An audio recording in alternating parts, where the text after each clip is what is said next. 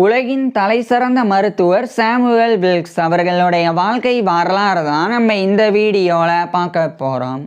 1824 June 2 அன்னைக்கு இங்கிலாண்டில் இருக்கிற London Paro of சதக்கில் இருக்கிற கேம்பர்வெல்ல ஜோசப் பார்பர் வில்க்ஸுக்கும் சுசானா எட்வர்ட்ஸ் பெர்னட் வில்க்ஸுக்கும் மகனாக பிறக்கிறார். Sir Samuel Wilks first baronet. இவருடைய அப்பா ஈஸ்ட் இந்தியா ஹவுஸில் ஒரு கேசியராக பணிபுரிஞ்சு வந்திருக்கிறாங்க.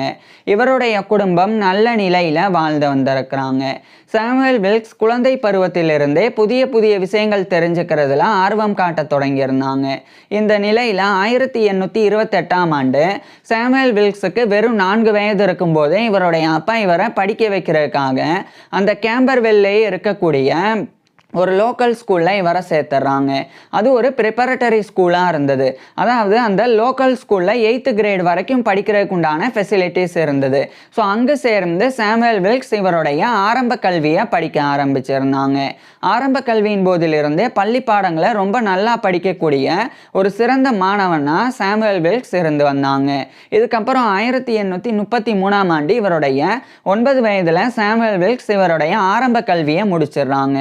இதுக்கப்புறமா அதே கேம்பர்வெல் அந்த லோக்கல் ஸ்கூலில் 8th கிரேட் வரைக்கும் படிக்கிறதுக்கு உண்டான ஃபெசிலிட்டிஸ் இருந்தனால இவருடைய மிடில் எஜுகேஷனையும் அதே லோக்கல் ஸ்கூலில் சாமுவேல் வில்க்ஸ் வந்து படிக்க ஆரம்பிக்கிறாங்க. அதாவது 6th கிரேட்ல இருந்தும் அதே லோக்கல் ஸ்கூலில் இவர் வந்து படித்து வந்தாங்க. இதுக்கப்புறமா 1836ஆம் ஆண்டு இவருடைய 12 வயதில் சாமுவேல் வில்க்ஸ் இவருடைய மிடில் எஜுகேஷனை அதாவது 8th கிரேடை வந்து இவர் வந்து முடிச்சிடுறாங்க. இதுக்கப்புறம் இவருடைய அப்பா இவரை மேற்கொண்டு படிக்க வைக்கிறதுக்காக இந்த லண்டன் பரோ ஆஃப் சதக்கில் இருக்கிற கேம்பர்வெல்ல இருந்து அதே லண்டன் பரோ ஆஃப் சதக்கில் இருக்கிற ஆல்டனம் அதே மாதிரி எல்ஸ்ட்ரி இந்த 2 இடத்துக்கு பக்கத்தில் இருக்கக்கூடிய ஆல்டனம் கிராமர் ஸ்கூலுக்கு இவரை அனுப்புகிறாங்க. இந்த ஆல்டனம் கிராமர் ஸ்கூல் அப்படின்றது வந்து இன்றைய காலகட்டத்தில் ஆல்டனம் ஸ்கூல் அப்படின்னு அழைக்கப்படுது. இது ஒரு பிரைவேட் ஹை ஸ்கூல். ஸோ அங்கு சேர்ந்து 1836ஆம் ஆண்டிலிருந்து இவர் வந்து அதாவது சாமுவேல் வில்க்ஸ் வந்து இவருடைய ஹையர் எஜுகேஷன் உயர்கல்வியை படிக்க ஆரம்பிச்சிருந்தாங்க. உயர்கல்வியின் போது லட்டின் லாங்குவேஜையும் கிரீக் லாங்குவேஜையும் சாமுவேல் வில்க்ஸ் வந்து கற்றுக்கிட்டு வந்தாங்க. இந்த நிலையில தான் சாமுவேல் வில்க்ஸுக்கு மருத்துவம் படித்து மருத்துவர் ஆகணும் அப்படின்ற எண்ணம் ஏற்படுது. இதன் காரணமாக ரொம்ப சிறப்பாக அந்த ஆல்டனம் ஸ்கூலில் இவருடைய ஹையர் எஜுகேஷனை படித்து வந்தாங்க. இந்த நிலையில் 1839ஆம் ஆண்டு இவருடைய 15 வயதில் இவர் வந்து அந்த ஆல்டனம் ஸ்கூலில் இருந்து நேராக அதே லண்டனுடைய ஹாம்ஸ்டர்டில் இருக்கிற ஃப்ராக்னல் அங்கே இருக்கிற யூனிவர்சிட்டி காலேஜ் ஸ்கூலுக்கு இவருடைய அப்பா மூலமாக இவர் வந்து மாற்றப்படுறாங்க. இந்த ஆல்டனம் ஸ்கூலில் இன்னும் ஓராண்டு படித்தாதான் இவருடைய ஹையர் எஜுகேஷன் இவர் முடிக்க முடியும் அந்த நிலை இருந்தது. இந்த நிலையில் தான் இந்த ஆல்டனம் ஸ்கூலில் இருந்து அதே லண்டனுடைய ஹாம்ஸ்டர்டில் இருக்கிற ஃப்ராக்னலில் இருக்கக்கூடிய யூனிவர்சிட்டி காலேஜ் ஸ்கூலுக்கு இவருடைய அப்பா இவரை மாற்றுறாங்க. ஸோ அங்கே போய் இவருடைய ஹையர் எஜுகேஷன் அந்த மீதம் இருக்கக்கூடிய ஓராண்டு அந்த 1 இயர் படிப்பை வந்து இவர் 1840ஆம் ஆண்டு இவருடைய 16 வயதில் சாமுவேல் வில்க்ஸ் வந்து கம்ப்ளீட் பண்ணுறாங்க. ஸோ 16 வயதில் இவருடைய ஹையர் எஜுகேஷனை யூனிவர்சிட்டி காலேஜ் ஸ்கூல்லேருந்து இவர் முடிச்சிடுறாங்க. இதுக்கப்புறமா மறுபடியும் இவருடைய அப்பா இவரை அந்த லண்டனில் இருக்கிற ஹாம்ஸ்டர்ட்லேருந்து லண்டனில் இருக்கிற லண்டன் பரோ ஆஃப் சதக்குக்கே இவரை வந்து அழைச்சிட்டு வராங்க. இந்த முறை இதே லண்டன் பரோ ஆஃப் சதக்கில் இருக்கிற நியூயிங்டனுக்கு இவரை அனுப்புகிறாங்க. அங்கே ரிச்சர்ட் ப்ரையர் அப்படின்னு சொல்லி ஒரு இளம் மருத்துவர் ஒருத்தர் இருந்தாங்க. அந்த ரிச்சர்ட் ப்ரையருக்கு கீழே ஒரு அப்ரெண்டிஸாக 1840ஆம் ஆண்டு சாமுவேல் வில்க்ஸ் வந்து ஜாயின் பண்ணாங்க இவருடைய அப்பா மூலமாக. ஸோ அந்த ரிச்சர்ட் ப்ரையருக்கு கீழே சாமுவேல் வில்க்ஸ் வந்து ஒரு அப்ரெண்டிஸாக இவருடைய அப்ரெண்டிஸ்ஷிப் வந்து பண்ண ஆரம்பிக்கிறாங்க மருத்துவத்தில்.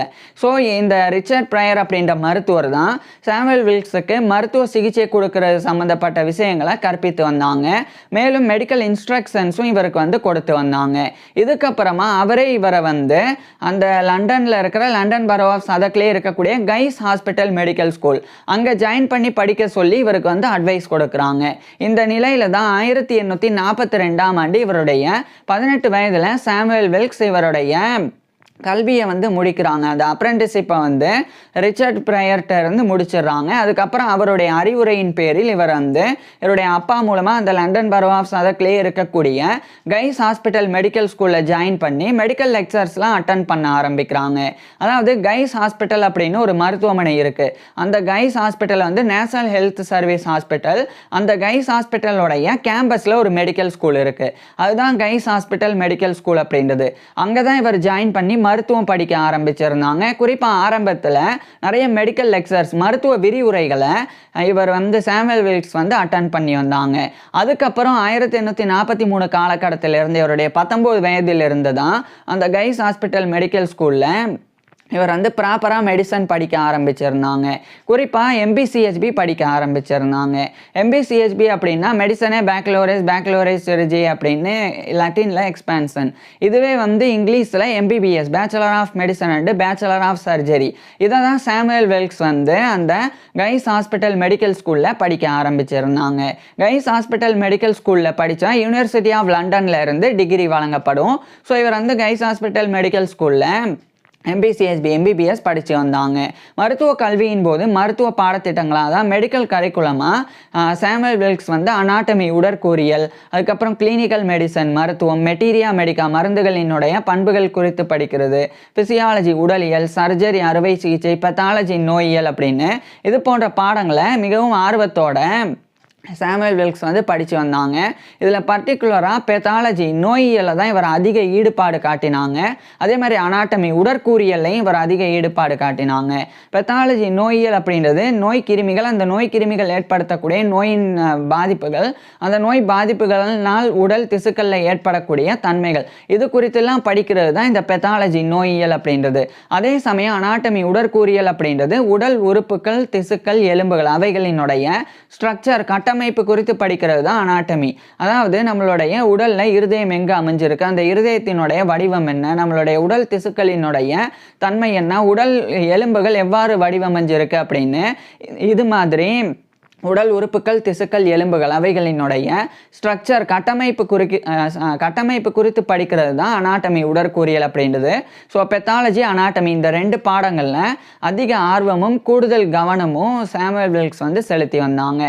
இந்த நிலையில தான் அதே லண்டனில் இருக்கிற royal college of surgeons of England அதனுடைய மெம்பர்ஷிப்பை இவர் வந்து பெறாங்க. Royal college of surgeons of England அப்படின்றது வந்து இங்கிலாந்தில் இருக்கக்கூடிய சர்ஜன்ஸ் அறுவை சிகிச்சை நிபுணர்களுக்கு உண்டான ஒரு ராயல் காலேஜ். அதனுடைய மெம்பர்ஷிப்பை பெறுறது சர்ஜரியில் டிப்ளமோ பெற்றதுக்கு சமம். ஸோ 1847ஆம் ஆண்டு royal college of surgeons of இங்கிலாண்டோடைய மெம்பர்ஷிப் பெறாங்க. Member of the royal college of surgeons MRCS அப்படின்ற மெம்பர்ஷிப் இவர் வந்து 1847 பெறாங்க.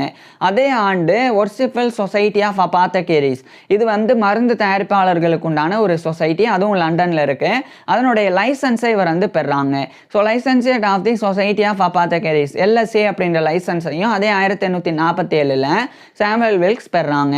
இதுக்கப்புறம் 1848ஆம் ஆண்டு இவருடைய 24 வயதில் சாமுவேல் வில்க்ஸ் வந்து எம்பிசிஹெச்பி, அதாவது மெடிசனே பேக்லோரேஸ் சர்ஜரி அப்படின்ற MBBS, bachelor of medicine and bachelor of surgery இந்த டிகிரியை இவர் வந்து கைஸ் ஹாஸ்பிட்டல் மெடிக்கல் ஸ்கூலில் படித்து யூனிவர்சிட்டி ஆஃப் லண்டனில் இருந்து பெற்றுறாங்க.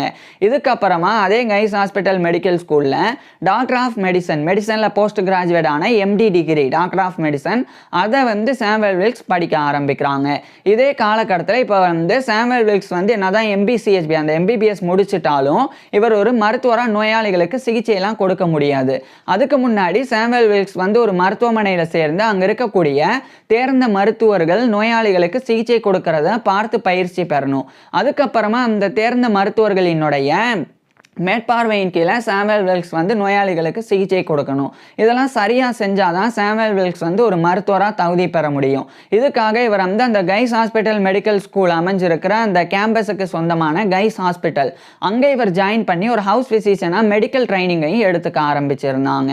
இதுக்கப்புறம் 1850ஆம் ஆண்டு இவருடைய 26 வயதில் Samuel Wilks doctor of medicine அப்படின்ற எம்டி டிகிரியையும் யூனிவர்சிட்டி ஆஃப் லண்டன்ல இருந்து பெற்றுறாங்க. இதுக்கப்புறமா கைஸ் ஹாஸ்பிட்டல்லேருந்து அவர் வெளியேறி லண்டன்லேயே ஒரு சிறிய மருத்துவமனை நிறுவி ப்ரைவேட் ப்ராக்டிஸ், மெடிக்கல் ப்ராக்டிஸ் வந்து சாமுவேல் வில்க்ஸ் வந்து பண்ண ஆரம்பிக்கிறாங்க. இந்த நிலையில் தான் அதே லண்டனில் இருக்கிற ராயல் காலேஜ் ஆஃப் ஃபிசிஷியன்ஸ், இது வந்து லண்டனில் இருக்கிற ஃபிசிஷியன்ஸ் மருத்துவர்களுக்கு உண்டான ஒரு ராயல் காலேஜ், அதனுடைய மெம்பர்ஷிப்பை இவர் வந்து பெறாங்க. ராயல் காலேஜ் ஆஃப் ஃபிசிஷியன்ஸோடைய மெம்பர்ஷிப்பை பெறுறது மருத்துவத்தில் டிப்ளமோ முடிச்சதுக்கு சமம். ஸோ ஏற்கனவே ராயல் காலேஜ் ஆஃப் சர்ஜன்ஸோடைய மெம்பர்ஷிப் பெற்றாங்க. இப்போ வந்து ராயல் காலேஜ் ஆஃப் ஃபிசிஷியன்ஸோடைய மெம்பர்ஷிப் பெறாங்க. So member of the royal college of physicians MRCP அப்படின்ற இந்த ஒரு மெம்பர்ஷிப்பை 1851ஆம் ஆண்டு சாமுவேல் வில்க்ஸ் வந்து பெறாங்க. இதுக்கப்புறமா சாமுவேல் வில்க்ஸ் வந்து சில ரிசர்ச்லையும் ஈடுபட தொடங்கியிருந்தாங்க. பர்டிகுலராக சாமுவேல் வில்க்ஸ் வந்து ஒரு முக்கியமான ட்ரெகரெக்சிஸ் நொடோசா அப்படின்ற ஒரு ஹேர் டிஸார்டரை, ஒரு ஹேர் கண்டிஷனை இவர் வந்து 1852ஆம் ஆண்டு விளக்குனாங்க. இந்த ட்ரிகரெக்சிஸ் நொடோசா அப்படின்றது ஹேர் சாஃப்ட் ஃப்ராக்சர் அப்படின்னும் அழைக்கப்படும். இது வந்து தலைமுடி வந்து பயங்கரமாக வந்து ரொம்ப மெல்லியதாகும். அது மட்டும் இல்லாமல் அது வந்து உதிரக்கூடியதாகும். தலையில் அங்கங்கே பேட்ச் விழுந்த மாதிரி அந்த ஹேர் வந்து ரொம்ப மெல்லிசாகி ரொம்ப அந்த முடியினுடைய தன்மையே மாறி போயிடும். அதுதான் இந்த ட்ரெகரெக்சிஸ் நொடோசா அப்படின்ற இந்த ஒரு கண்டிஷன், ஹேர் கண்டிஷன். இதை ஃபஸ்ட்டு 1852ஆம் ஆண்டு சாமுவல் வில்க்ஸ் தான் வந்து விளக்கினாங்க. அதை விளக்கினது மட்டும் இல்லாமல் அது எப்படி ஏற்படுது அப்படின்றதையும் தெரிவித்தாங்க. இதில் இவர் 2 விஷயங்கள் சொன்னாங்க. ஒன்று வந்து ஜெனட்டிக்னால, மரபணு ரீதியாக இது வந்து இந்த பாதிப்பு ஏற்படும். அதுக்கப்புறம் 2வது வந்து என்விரான்மெண்டல் ஃபேக்டர்ஸ்னால, அதாவது இப்போ ஒரு இடத்துல இருக்கக்கூடிய நிலத்தடி நீரும் வேறு ஒரு இடத்துல இருக்கக்கூடிய நிலத்தடி நீரும் வந்து மாறுபடும். ஒரு சில இடங்களில் நிலத்தடி நீரில் உப்பு அதிகமாக இருக்கும். ஸோ அந்த மாதிரி தண்ணியை தலை குளிக்கும் போது தலைமுடியில் இந்த மாதிரி பாதிப்புகள்லாம் ஏற்படும் அப்படின்றத இவர் தான் விளக்கினாங்க. அது பிற்காலத்தில் மோரிட்ஸ் கெப்பசி அப்படின்ற ஒரு ஹங்கேரியை சேர்ந்த ஒரு டெர்மட்டாலஜிஸ்ட், ஒரு தோல் மருத்துவர்னால அதுக்குண்டான பேர் வந்து இந்த ட்ரெகரெக்சிஸ் நொடோசா அப்படின்ற பேர் வந்து 1876ஆம் ஆண்டு அந்த ஹங்கேரியை சேர்ந்த டெர்மட்டாலஜிஸ்ட்னால கொடுக்கப்பட்டது. ஸோ அப்பேற்பட்ட விஷயத்தை 1852ஆம் ஆண்டு சாமுவல் வில்க்ஸ் வந்து விளக்கினாங்க. இதுக்கப்புறமா 1853ஆம் ஆண்டு இங்கிலாந்துடைய சரியில் இருக்கிற சரி இன்ஃபர்மரி, அது சரி டிஸ்பென்சரி அப்படின்னும் அழைக்கப்படும், அது ஒரு சிறிய மருத்துவமனை.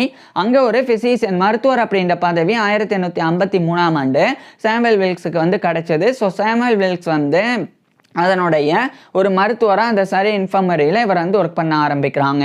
இதுக்கப்புறமா 1854ஆம் ஆண்டு அந்த லண்டனில் இருக்கக்கூடிய கைஸ் ஹாஸ்பிட்டல், இவர் படித்த கைஸ் ஹாஸ்பிட்டல் மெடிக்கல் ஸ்கூலோடைய கைஸ் ஹாஸ்பிட்டல், அதனுடைய ஒரு ஜேர்னல் ஒன்று இருக்குது, அதனுடைய மெடிக்கல் ஜேர்னல், அதுதான் வந்து கைஸ் ஹாஸ்பிட்டல் ரிப்போர்ட்ஸ் அப்படின்றது. அதனுடைய ஒரு எடிட்டராக 1854ஆம் ஆண்டு சாமுவல் வில்க்ஸ் வந்து நியமிக்கப்படுறாங்க. இதனால் இவர் வந்து சரி இன்ஃபர்மரியோடைய மருத்துவர் அப்படின்ற பதவியை ரிசைன் பண்ணிட்டு இங்கிலாந்துடைய சரியிலிருந்து மறுபடியும் இங்கிலாந்துடைய லண்டனில் இருக்கிற லண்டன் பரோ ஆஃப் சதக்குக்கு போய் கைஸ் ஹாஸ்பிட்டல் ரிப்போர்ட்ஸோடைய எடிட்டராக 1854ஆம் ஆண்டிலிருந்து இவர் பணிபுரிய ஆரம்பிக்கிறாங்க. இதே 1854ஆம் ஆண்டு ஜூலை 25 அன்னைக்கு இவருடைய 30 வயதில் சாமுவல் வில்க்ஸ் வந்து எலிசபெத் ஆன் மக்கட் பிரயர் அப்படின்ற ஒரு பெண்ணை வந்து இவர் வந்து திருமணம் பண்ணிக்கிறாங்க. இந்த எலிசபெத் ஆன் மக்கட் பிரயர் அப்படின்றவங்க வந்து ஒரு விதவையாக இருந்தாங்க. இந்த எலிசபெத் ஆன் மக்கட் பிரயர் அப்படின்றவங்க வேற யாரும் கிடையாது, ரிச்சர்ட் பிரயரோடைய மனைவி. அதாவது ரிச்சர்ட் பிரயர் அப்படின்னா இவர் 1840 1842 வரைக்கும் ஒரு இளம் மருத்துவருக்கு கீழே அப்ரெண்டிஸாக இருந்தாங்க. அந்த மருத்துவர் தான் ரிச்சர்ட் பிரயர். ஸோ அவர் வந்து இளம் வயதிலேயே இறந்து போனாங்க.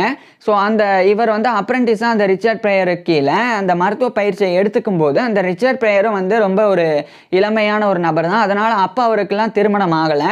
பிற்காலத்தில் அவருக்கு திருமணமாகி 1850களுக்கு பிறகு அவர் வந்து இறந்து போயிருந்தாங்க.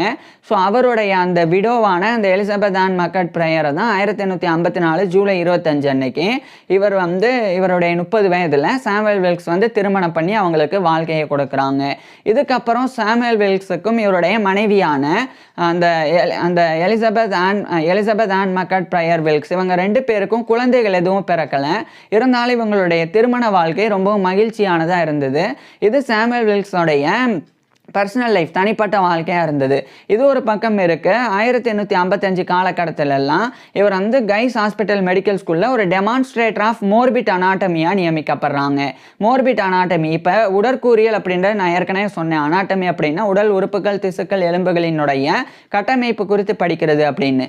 அதே சமயம் மோர்பிட் அனாட்டமி, நோயுற்ற உடற்கூறியல் அப்படின்னா ஒரு உடல் உறுப்போ அல்லது திசுவோ அல்லது எலும்போ நோயுற்றது அப்படின்னா அப்போ அதனுடைய ஸ்ட்ரக்சரே மாறிடும். இப்போ உதாரணத்துக்கு கல்லீரல்லையோ இருதயத்திலேயோ ஏதாவது பாதிப்பு ஏற்படுது அப்படின்னா அப்போ அந்த உறுப்பினுடைய அந்த ஸ்ட்ரக்சரில் வந்து மாறுபாடு இருக்கும். ஸோ அந்த மாதிரி அந்த ஸ்ட்ரக்சர் குறித்து படிக்கிறது, நோயுற்ற உடல் உறுப்புகள், திசுக்கள், எலும்புகளினுடைய கட்டமைப்பு குறித்து படிக்கிறது தான் மோர்பிட் அனாட்டமி.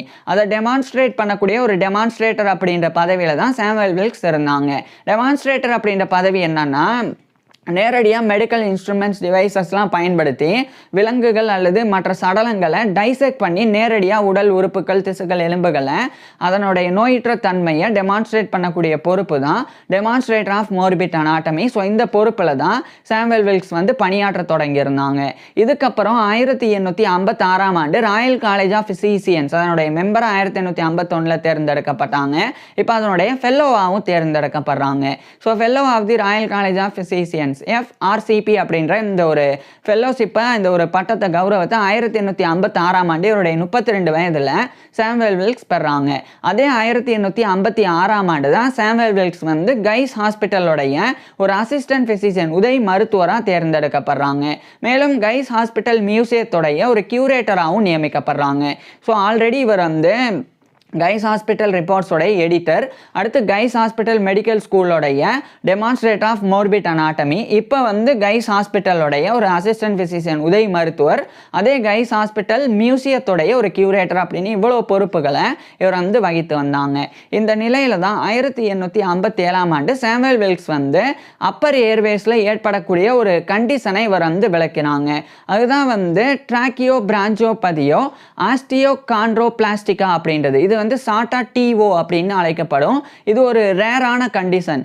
இது வந்து இந்த சுவாச பாதையில் வந்து ஏற்படும். அதாவது இந்த சுவாச பாதை இதை வந்து இந்த சுவாச பாதையில் எலும்புகள் வந்து வளர்ந்து இந்த சுவாச பாதை வந்து சுருங்கிடும். ஸோ அதுக்குனால மூச்சு திணறல் ஏற்படும். இப்போ இல்லை இது மாதிரி சில பாதிப்புகள் வந்து ஏற்படும். இந்த மாதிரி ரேரான கண்டிஷன் தான் இந்த ட்ராக்கியோ பிரான்ஜோபதியோ ஆஸ்டியோ கான்ட்ரோ பிளாஸ்டிக்கா அப்படின்றது டிஓ அப்படின்னு சாட்டம் அழைக்கப்படக்கூடியது. இதை ஃபஸ்ட்டு விளக்கின நபர் வந்து சாமுவேல் வில்க்ஸ் தான். இது 1857ஆம் ஆண்டு இவர் வந்து விளக்கினாங்க. அதுக்கப்புறமா சாமுவேல் வில்க்ஸ் வந்து இன்னொரு முக்கியமான ஆராய்ச்சியை பண்ணாங்க. அந்த காலகட்டத்தில் அல்சரேட்டிவ் கொலைட்டஸ் அப்படின்னா கோலன் அல்லது ரெக்டம், அதாவது பெருங்குடலினுடைய பகுதிகள் அதில் புண்ணு ஏற்படுறது அல்சர் ஏற்படக்கூடியதான் அல்சரேட்டிவ் கொலைட்டஸ் அப்படின்றது. இது வந்து இந்த அல்சரேட்டிவ் கொலைட்டஸ் அப்படின்றது வந்து இன்ஃப்ளமேஷனை ஏற்படுத்தும். ஸோ அப்பேற்பட்ட அந்த அல்சரேட்டிவ் கொலைட்டஸோடைய சிம்டம்ஸ் வந்து டயரியா, அதாவது வயிற்றுப்போக்கு, அதுக்கப்புறமா கடுமையான வயிற்று வலி, காய்ச்சல். இதே மாதிரி தான் இன்னொரு நோய் வந்து இருக்குது, பாக்டீரியல் டிசென்ட்ரி, அதாவது பாக்டீரியா தொற்றுனால பாதிக்கப்படக்கூடிய வயிற்றுப்போக்கு.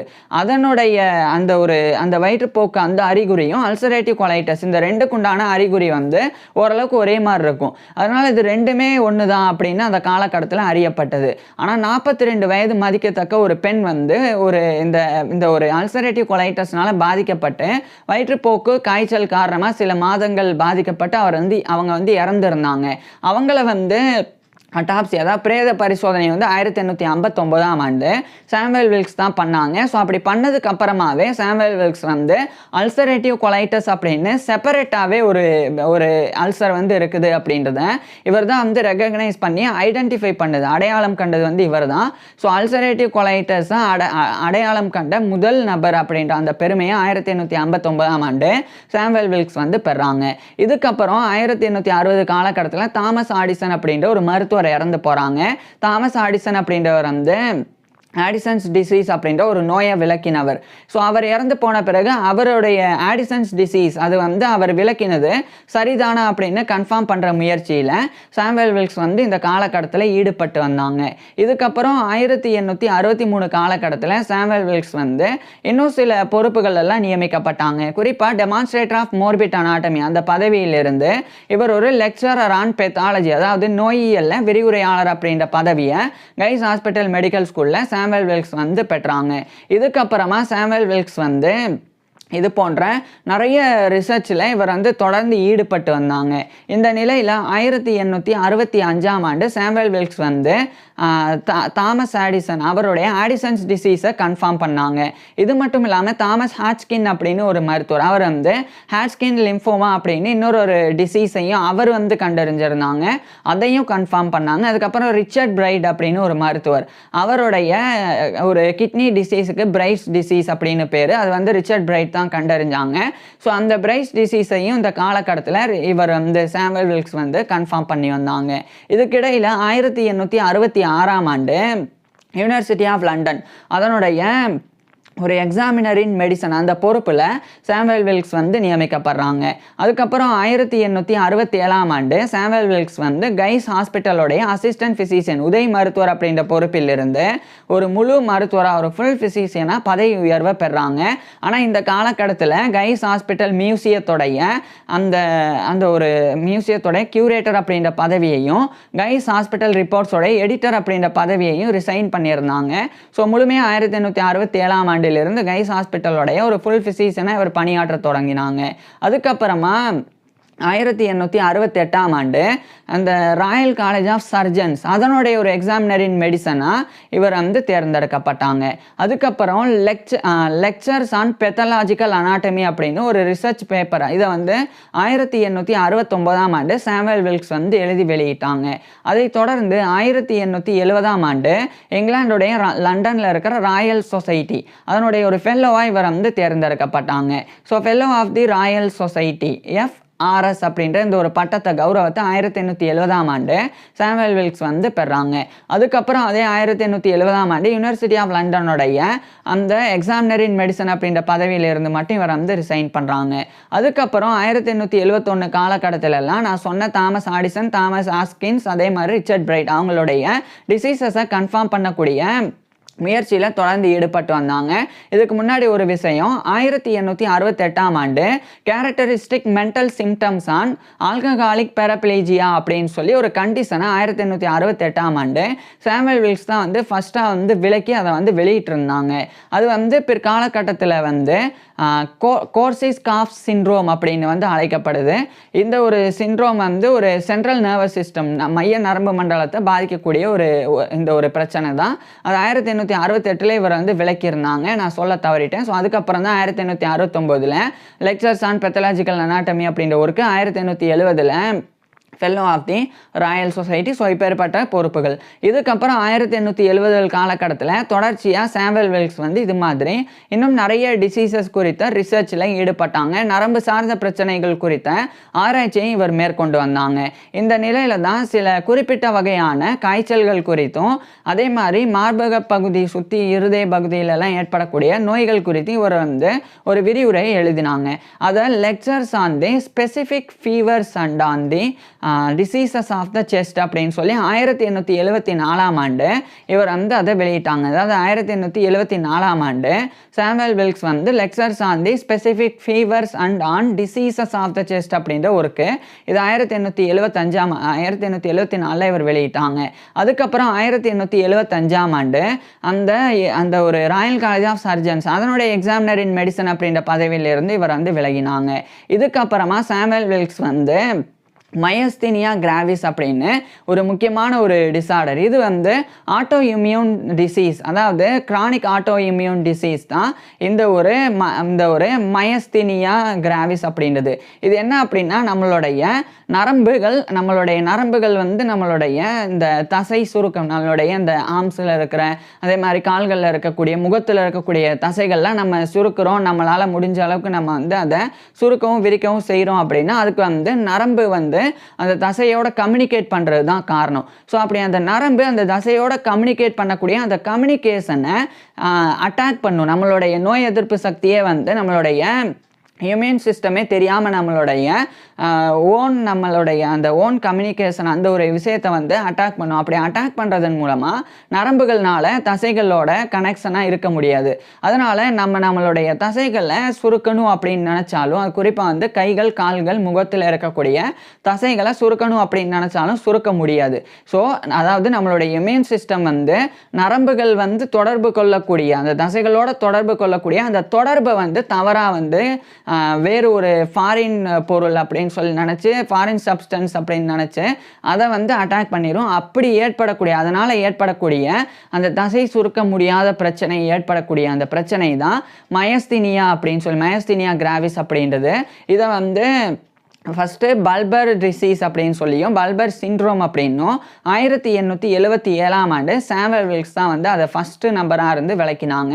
ஸோ இதுவும் வந்து ஒரு மிகப்பெரிய ஒரு விஷயம். இதுக்கு முன்னாடி வருஷம் 1876 தான் அந்த ஹங்கேரியை சேர்ந்த டெர்மட்டாலஜிஸ்டான மோரிஸ் கெப்பசி அவர் வந்து நான் ஏற்கனவே சொன்ன அந்த ஹேர் டிஸார்டருக்கு அந்த பேரை வந்து அந்த ஒரு ட்ரிகரெக்சிஸ் நோடோசா அப்படின்ற பேரை கொடுத்தாங்க. ஸோ 1877 மயஸ்தீனியா கிராவிஸ் அதை வந்து ஃபுல்லாக டிஸ்கிரைப் பண்ணி அதனுடைய ஃபர்ஸ்ட் கேஸை விளக்கினது இவர் தான். அதாவது சில நபர்கள்னால கைகள் கால்கள் முகம் அதில் இருக்கக்கூடிய தசைகள் அதை வந்து சுருக்க முடியல, அது வந்து அப்படியே ஒரு பெராலிசிஸ் ஆன மாதிரி இருந்தது, அதாவது பக்கவாதம் வந்த மாதிரி இருந்தது.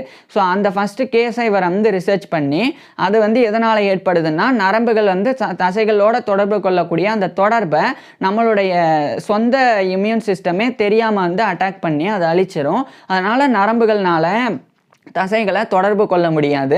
இதனால் நம்ம நினச்சாலும் இந்த மாதிரியான நோயாளிகள் நினச்சாலும் அவங்களுடைய கைகள் கால்கள் மற்றும் முகத்தில் இருக்கக்கூடிய தசைகளை சுருக்க முடியல அப்படின்றத இவர் வந்து விளக்கினாங்க. ஸோ இது 1877 சாமுவல் வில்க்ஸ் வந்து விளக்கி பெரிய ஒரு சாதனை பண்ணாங்க. அதுக்கப்புறம் அது குறித்து lectures on diseases of the nervous system அப்படின்ற டைட்டிலில் 1878ஆம் ஆண்டு சாமுவல் வில்க்ஸ் வந்து இந்த ஒரு ஒர்க்கை வந்து எழுதி வெளியிட்டாங்க. அதுக்கப்புறம் 1880கள் காலகட்டத்தில் பல கௌரவங்கள் சாமுவல் வில்க்ஸ் கிடைக்க ஆரம்பிச்சிருந்தது. குறிப்பாக லண்டனில் இருக்கிற பெத்தாலஜிக்கல் சொசைட்டி ஆஃப் லண்டன் அதனுடைய ஒரு பிரசிடெண்டாக 1881ஆம் ஆண்டு சாமுவல் வில்க்ஸ் வந்து தேர்ந்தெடுக்கப்படுறாங்க. அதுக்கப்புறம் 1882 1883 வரைக்கும் இந்த பொறுப்பில் இவர் இருந்தாங்க. அடுத்து 1883ஆம் ஆண்டு lectures on diseases of the nervous system அதனுடைய செகண்ட் எடிஷன் 2வது பதிப்பை இவர் வெளியிட்டாங்க. அதுக்கு முன்னாடி 1879 ராயல் காலேஜ் ஆஃப் பிசிசியன்ஸோடைய ஒரு ஹார்வே நோரேஷன் கொடுக்கறதுக்கு ஹார்வே நோரேட்டராக இவர் நியமிக்கப்பட்டாங்க. அதாவது வில்லியம் ஹார்வி அப்படின்னு ஒரு மருத்துவர், அவர் இறந்த பிறகு இந்த வில்லியம் ஹார்வியோடைய வாழ்க்கை வரலாறு நம்ம ஏற்கனவே பார்த்துருக்குறோம்.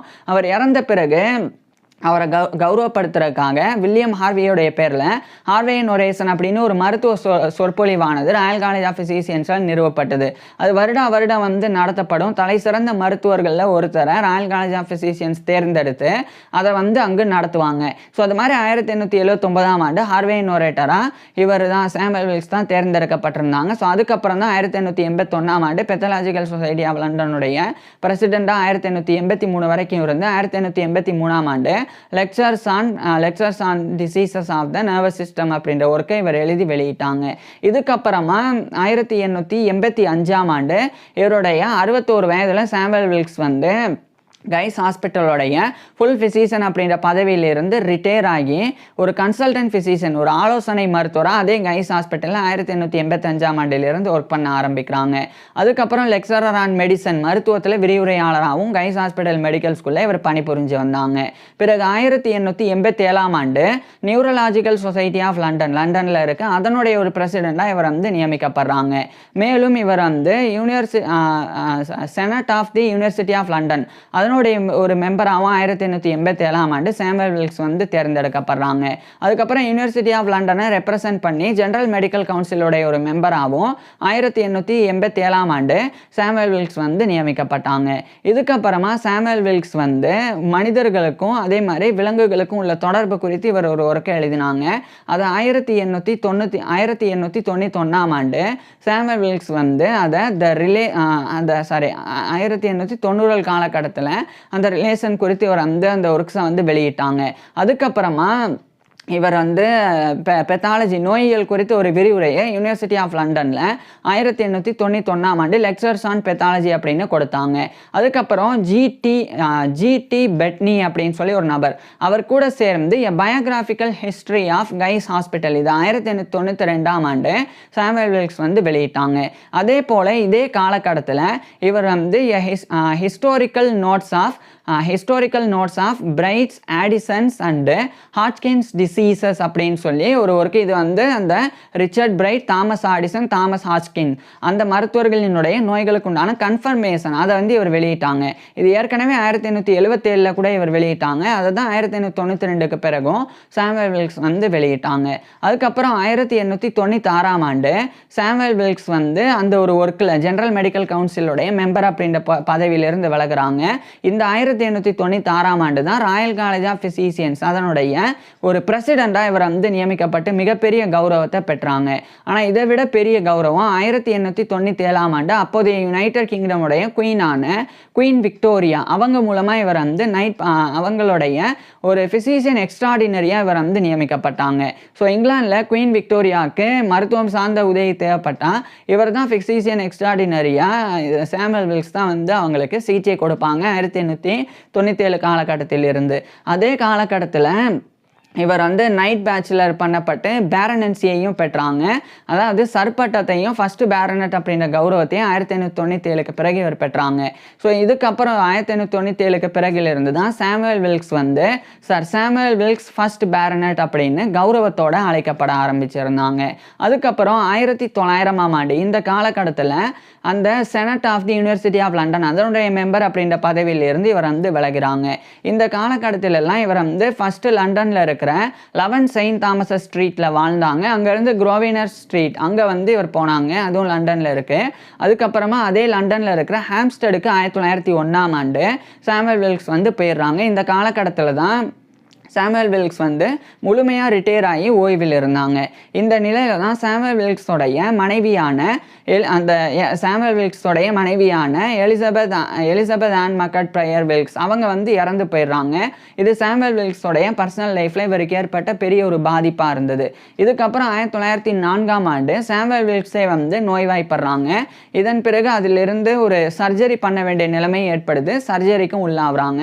அதுக்கப்புறமா சாமுவல் வில்க்ஸ் அதிலிருந்து ஓரளவுக்கு மீண்டு வராங்க.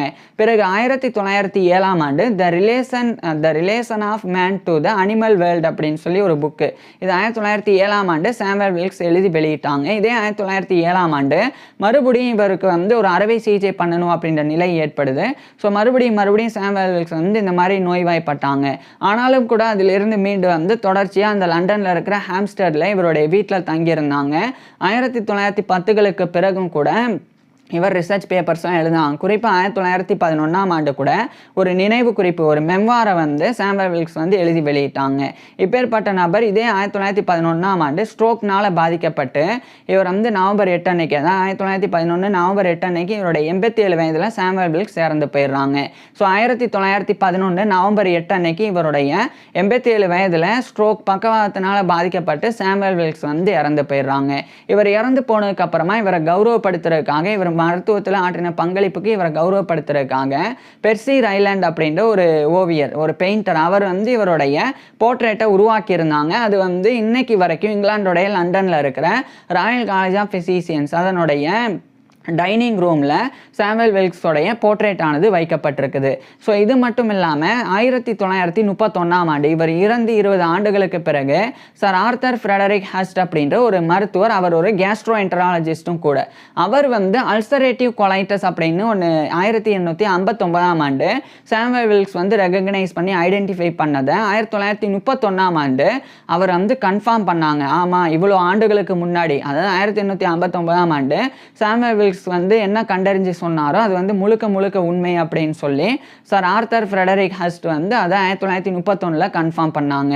ஸோ இப்படி சாமுவல் வில்க்ஸ் வந்து இவர் வாழும்போது ஆற்றின பங்களிப்பு வந்து மிகப்பெரியது. பல நோய்களை விளக்கியிருந்தாங்க. நோய்களை விளக்குறது அப்படின்ற சாதாரணமான விஷயம் கிடையாது.